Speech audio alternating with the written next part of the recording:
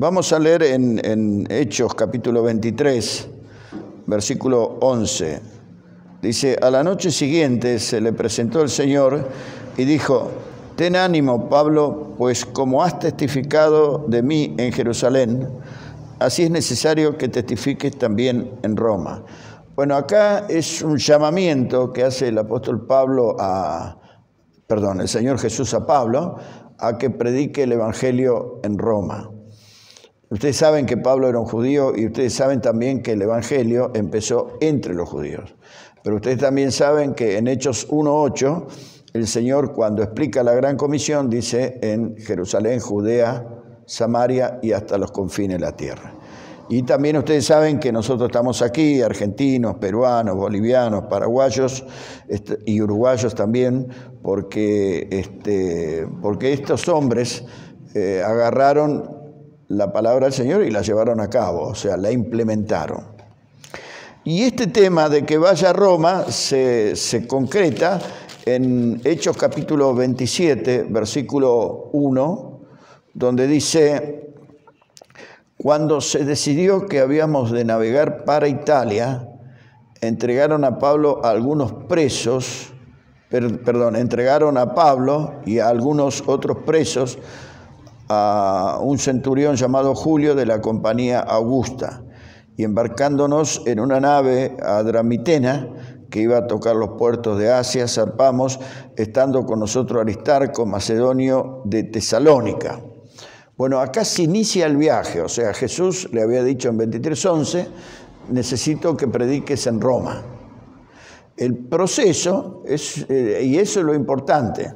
Yo he oído todos estos días mensajes sobre Hechos 27, sobre la tempestad y un montón de cosas, más animados y enfocados en superar problemas. Podríamos anotar a esos mensajes en el rubro de autoayuda. Pero cuando nos conectamos con el texto bíblico y con el contexto, tenemos que entender que todo lo que pasó Pablo está relacionado con el llamamiento de Dios. O sea, está relacionado con lo que Cristo dijo: quiero que vayas a Roma.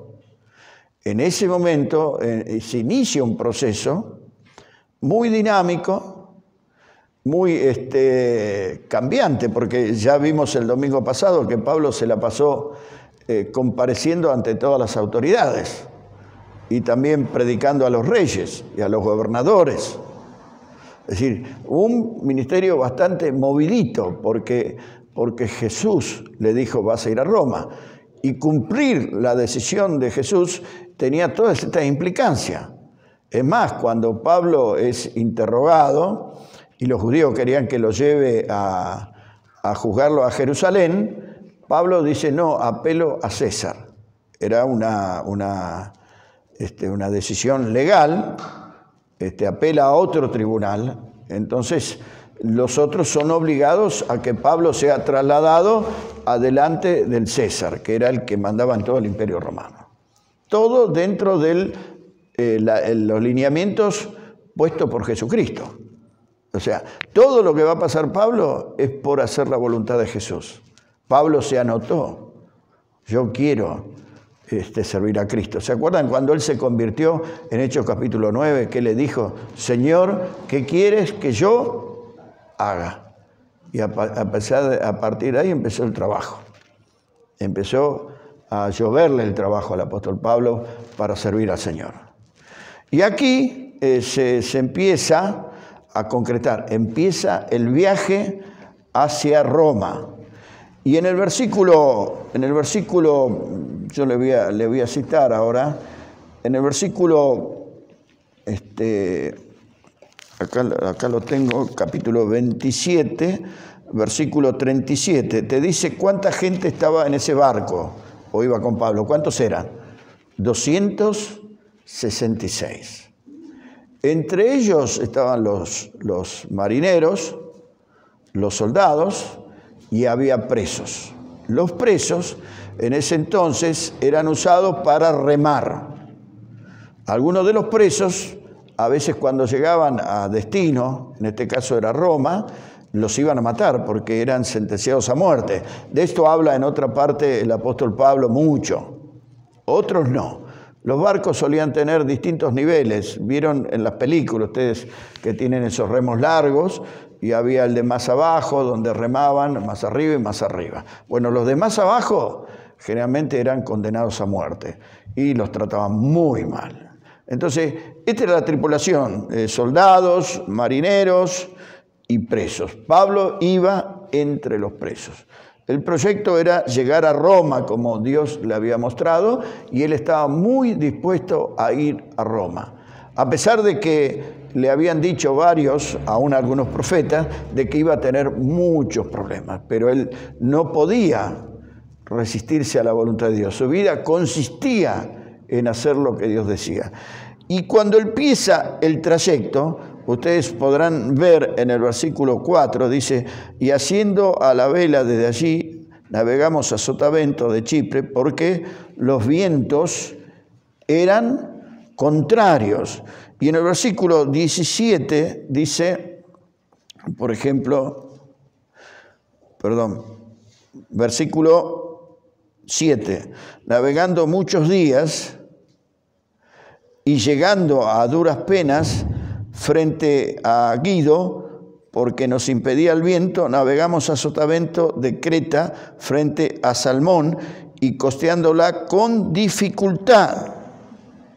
Versículo 9, y habiendo pasado mucho tiempo y siendo ya que peligrosa la navegación. O sea que la voluntad de Dios no es que vamos de vacaciones. El Señor Jesucristo había dicho en Hechos capítulo 9, yo le haré saber cuánto es necesario padecer por causa de mi nombre, le dijo a Pablo, a Ananías. El proyecto de Dios, hacer la obra de Dios, es una actitud que confronta con el mundo. Por eso en el libro de los Hechos, en otra parte, dice, estos que alborotan al mundo han venido también aquí. Este era el ministerio de nuestros hermanos predicadores. Eran gente que iba adelante y causaban un alboroto, porque el mensaje del Evangelio hace que la gente cambie, clarifica la mentalidad, la gente va para otro rumbo. Entonces, para algunos, esta cuestión la ven prácticamente como un hecho subversivo, ¿no es cierto? Y entonces eso causaba problemas. Y fíjese que Pablo acá era un preso. Y si ustedes se van a fijar en Efesios, en Filipenses, en Timoteo, siempre habla desde la cárcel. Pablo era un hombre, un predicador que la mayor cantidad del tiempo de su ministerio estuvo preso y desde allí predicó. Y ahora que está yendo a Roma, empieza ese viaje y toda la gente pensaría, y hay muchos predicadores ultra positivistas o positivos que parecen más orientados a todo el mundo de la autoayuda, de animar y de la energía positiva, no encuadrarían con esto, porque acá todo hasta ahora lo que aparece es complicado, porque el versículo 9 dice que era peligroso, ya peligrosa la navegación. En el versículo 14 dice, por ejemplo, pero no mucho después dio contra la nave un viento huracanado. A veces sigue complicando. Y en el versículo 15 habla de una gran tempestad, y siendo arrebatada la nave y no pudiendo poner proa al viento, nos abandonamos a él y nos dejamos llevar. Y habiendo corrido a Sotavento de una pequeña isla llamada Claudia, con dificultad pudimos recoger el esquife. El esquife era el barco de auxilio, ¿no es cierto? Lo sacaron, lo recogieron. Entonces, ustedes ven que había mucha complicación en este viaje. Ahora, Pablo estaba muy acostumbrado a estos eventos, porque dice ahí en 2 Corintios 11 que él había tenido por lo menos 3 naufragios. Menciona 2 Corintios 11, creo que versículo 27 o 26. Él había estado muchas veces en estas circunstancias. Entonces él conocía qué era lo que pasaba. Por eso tenía aplomo, y ustedes van a ver que él les habla a los marineros y le habla a la gente para tratar de calmarla y avisarle cómo tenían que comportarse. Versículo 17 dice, y una vez subido a bordo, usaron de refuerzos para ceñir la nave, y teniendo temor de dar en la sirte, arriaron las velas y quedaron como a la deriva, es decir, quedaron a la deriva. Y versículo 18 habla de una gran tempestad, también dice que era furiosa la tempestad, y versículo 20 dice que no tenían un marco de referencia. Ustedes saben que en ese tiempo los navegantes, ¿cómo se manejaban? No había un GPS, sino que se manejaba en base al informe que surgía de las estrellas, del cielo. Ellos miraban el cielo y en base de eso manejaban su destino en el mar, ¿no es cierto? No tenían la tecnología que se tiene ahora. Pero en este caso, ellos no podían hacer diferencia, dice en otra parte, entre el día y la noche, porque no aparecieron ni el sol ni las estrellas por muchos días. Y acosado por una tempestad no pequeña, dice, ya habíamos perdido, ¿qué? Toda esperanza de salvarnos. O sea que la situación era crítica. Pablo también dice en 2 Corintios capítulo 1, creo que el versículo 8 y 9, cuenta una experiencia donde ellos tuvieron un naufragio y estuvieron a punto de morir. Y dice, y hubo en nosotros mismos sentencia de muerte, dice Pablo en Corintios. Así que él sabía de estas cosas, y lo que yo quiero invitarlo a ustedes es analizar cómo puede ser que el Señor Jesucristo lo llama a Pablo a ir a Roma y el camino para Roma está totalmente minado. O sea, todos son líos. Lo mismo pasó ahí en el Nuevo Testamento, en los Evangelios, en Marcos capítulo 4, versículo 35 al 41, cuando Jesús invita a los discípulos a cruzar a la otra orilla. Y cuando ellos suben con él y van a ir a la otra orilla para hacer la voluntad de Dios, inmediatamente se levanta una gran tempestad. Y ellos le dijeron al Señor, Señor, ten cuidado que perecemos. O sea, como dijo el apóstol Pablo, había en ellos sentencia de muerte, creían que iban a morir. Y el Señor habló con el viento y con las olas y mandó que se aquitara todo y dominó la situación, gobernó la situación y llegaron al objetivo. Pero esto tiene que ver con la voluntad de Dios. Hacer la voluntad de Dios no supone, hay en otra parte de la Biblia que dice, el Señor ha abierto puerta grande y eficaz. ¿Y recuerdan lo que dice después? Y muchos son los adversarios.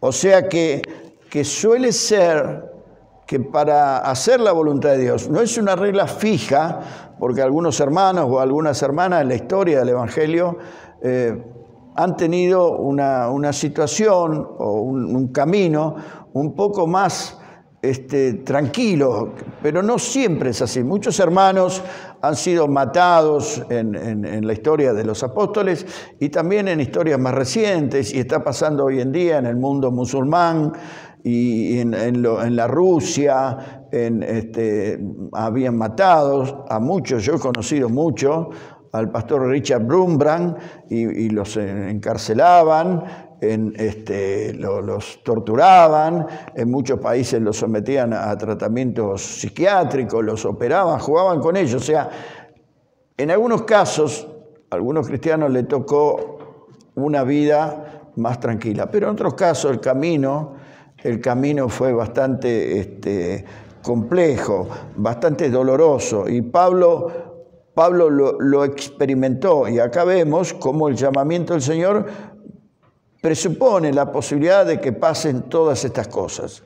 Ahora, en el capítulo 27, versículo 21, dice, entonces Pablo, como ya hacía mucho que no comíamos, puesto en pie, en medio de ellos dijo, habría sido, por cierto, conveniente, oh varones, haberme oído y no zarpar de Creta tan solo para recibir este perjuicio y pérdida.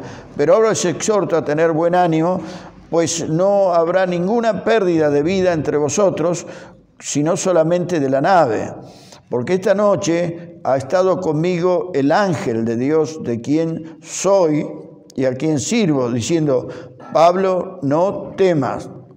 Es necesario que comparezcas ante César, y aquí Dios te ha concedido todos los que navegan contigo. Qué interesante, ¿no? Dice, Dios te ha concedido todos los que navegan contigo. ¿Qué quiere decir eso?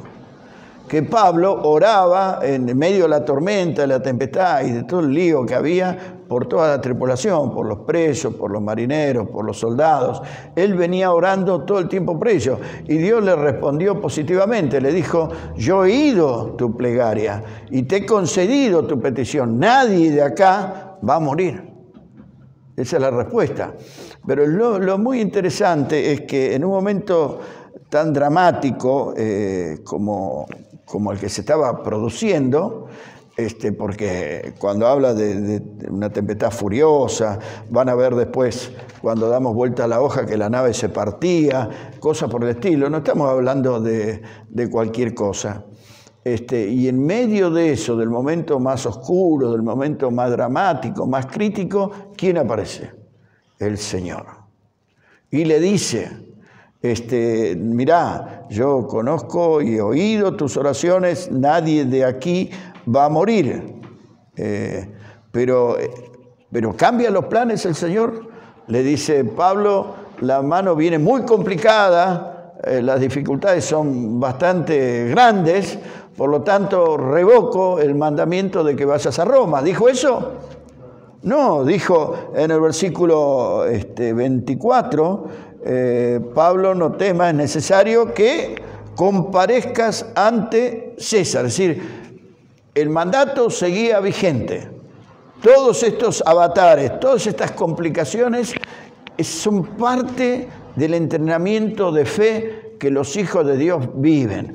Por eso el apóstol Pablo, cuando muestra su currículum y muestra sus trofeos, en 2 Corintios 11 pone todas estas cosas que le pasaron. Esa era su gloria, de que por Cristo él tuvo que enfrentar al mundo entero. Entonces, este es el ministerio y el compromiso que tenemos que tomar. El Señor nos ha llamado a nosotros a representarlo a Él, a ser embajadores de Él. Nuestro primer mandamiento y responsabilidad es hablar de Cristo a otros, llevar la noticia. La palabra evangelio significa una buena noticia. Pues bien, ayer estuvimos acá en el barrio Bancalari dándole a los vecinos la buena noticia. La palabra de Dios, el mensaje de salvación. Y nosotros en nuestros barrios y aquí y en todo lugar le tenemos que llevar a nuestros vecinos, a nuestros familiares, la palabra de Dios. Y no piensen de que siempre va a ser color de rosa la vida, porque va a haber tempestades como vivió el apóstol Pablo, va a haber conflictos como vivió el apóstol Pablo.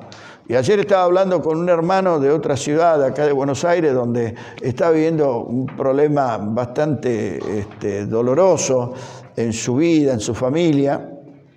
Y resulta que él había dejado de leer la Biblia y de orar porque estaba absolutamente afectado por los problemas que tenía alrededor.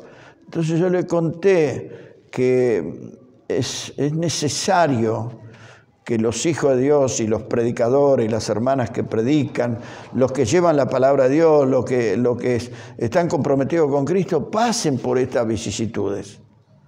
Pero el Señor aparece, y aparece acá y le habla a Pablo a la noche. Claro que Pablo era un apóstol. A nosotros nos habla hoy por la palabra de Dios. Pero lo mismo, el Señor nos sigue hablando. Ahí se le presentaba al apóstol personalmente. A nosotros nos habla por la Escritura. Pero cuando nos habla, el mensaje de Él es adelante. Nunca el mensaje no es muy costoso, es muy complejo, bajate, deja que otros lo hagan, sino que el mensaje siempre es: hay que hacer lo que mandé, hay que cumplir con el mandamiento. Entonces, Pablo dice acá en el versículo versículo 25 dice,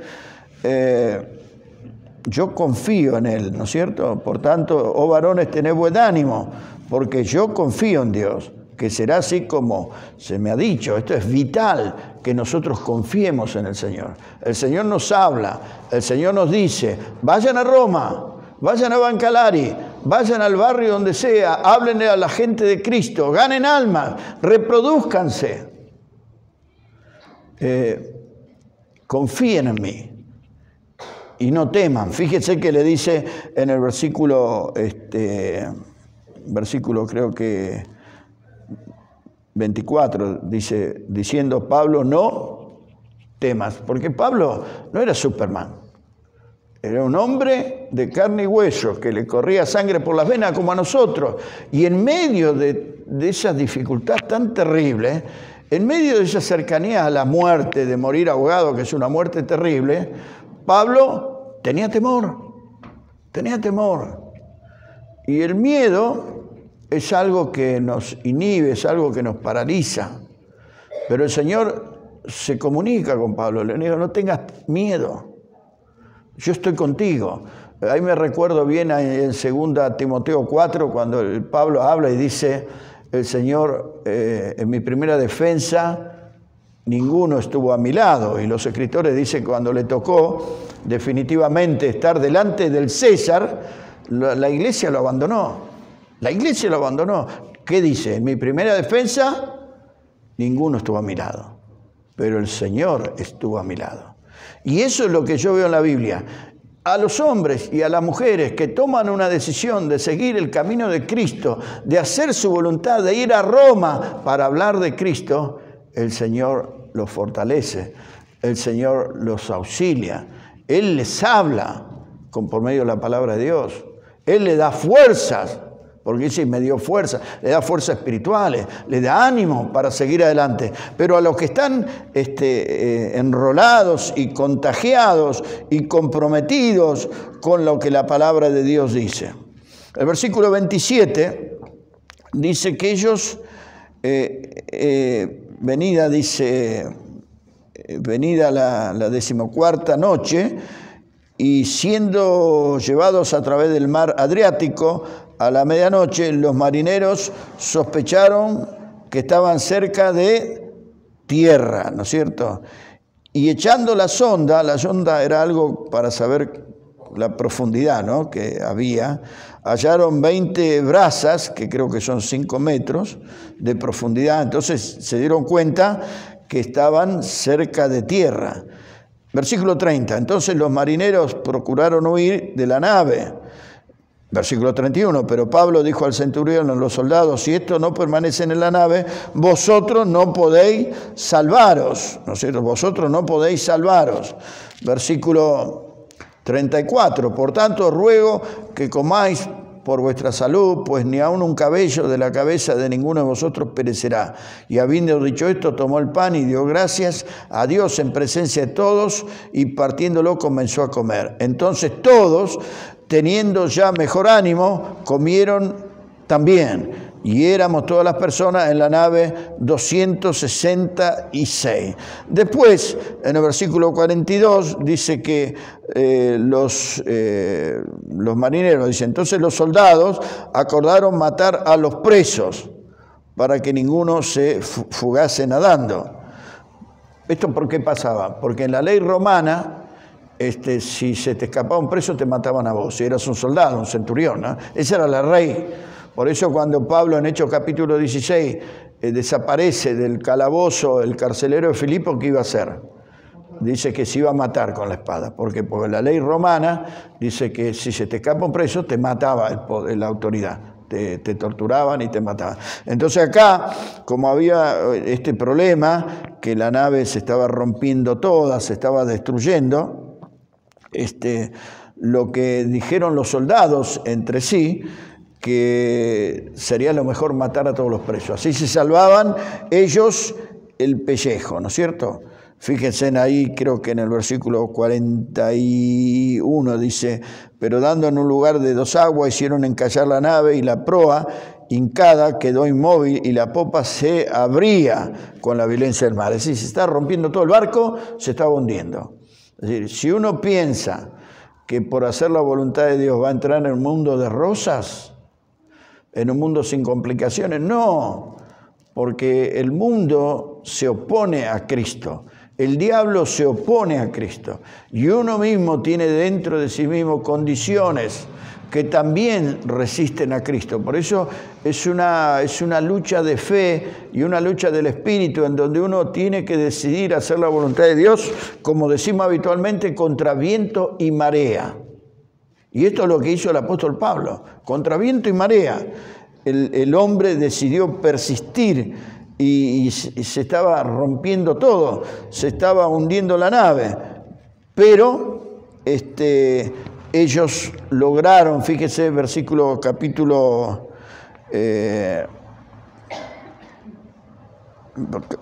44, y lo demás, parte en tablas, parte en cosas de la nave, y así aconteció que todos, ¿qué pasó? Se salvaron. Los 266, como le había dicho el Señor a Pablo, los 266. Y Pablo había dicho, ni un cabello de ellos se va a perder. Todos se salvaron. Pero cuando llegan a la tierra firme, 28:1, estando ya a salvo, supimos que la isla se llamaba Malta.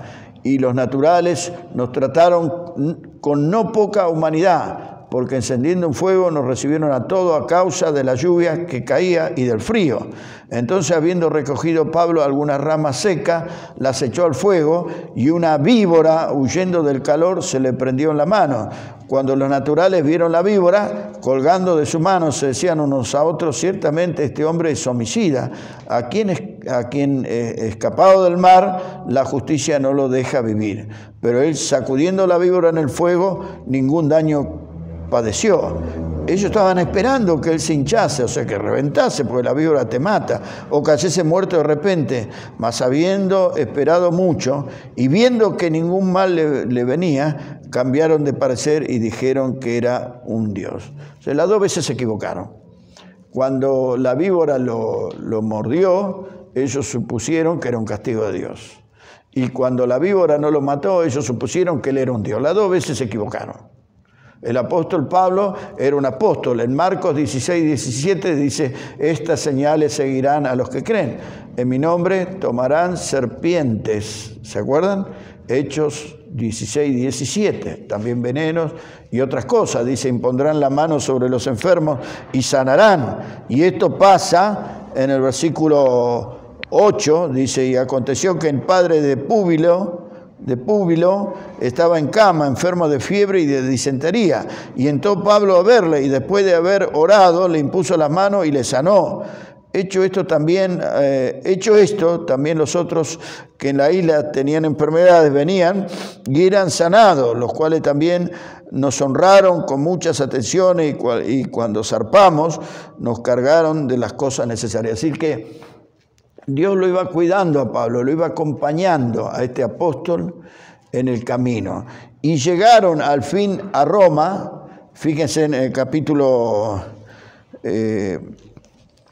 28, versículo 16. Dice, cuando llegamos a Roma, el centurión entregó los presos al prefecto militar, pero a Pablo se le permitió vivir aparte con un soldado que le custodiase. Claro, Pablo no estaba condenado. Pablo había apelado a César, pero no había ninguna condena sobre él. Y bueno, lo que hizo Pablo es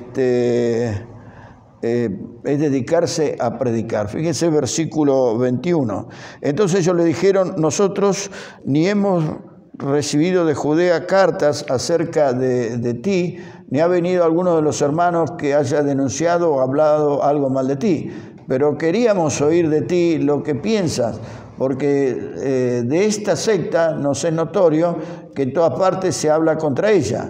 Y habiendo señalado un día, vinieron a él muchos a la posada, a los cuales le declaraba y les testificaba el reino de Dios desde la mañana hasta la tarde. Es decir, que hizo una reunión casera. O sea, dice el versículo 30, que la casa era alquilada, o sea, se pagaba un alquiler por esa casa, Y Pablo tenía entonces una prisión, como diríamos ahora. ¿Cómo le llamaría a alguien que está preso en la casa? Prisión domiciliaria. Tenía una prisión domiciliaria. Lo trataban bastante bien. Y él dijo, me salvé el pellejo, ¿no es cierto? Me imagino yo. Pero no, lo primero que hizo es convocar a todos los líderes judíos. Vinieron los sacerdotes, todos los de la sinagoga y a todos los hermanos, y empezó a predicar en esa casa donde él estaba la palabra de Dios. ¿Por qué? Porque él era él era obediente al llamado de Dios. Quiero que vayas a predicar a Roma. Y nunca, en ningún momento, en medio de todas las peripecias que vivió, el hombre se arrepintió del llamamiento del Señor. Y cuando llegó a Roma, este hombre hizo lo que el Señor le había pedido y empezó a predicar. Nosotros también, la Biblia nos dice, id y predicad el Evangelio por todo el mundo. Este es un llamado a la guerra espiritual. Este es un llamamiento al conflicto. Este es un llamamiento al conflicto con nuestra propia alma y al conflicto con el mundo. Es una decisión que tenemos que tomar. No podemos, como dice Pablo en Romanos 12:1, acomodarnos al mundo. No podemos ser engañados por el mundo.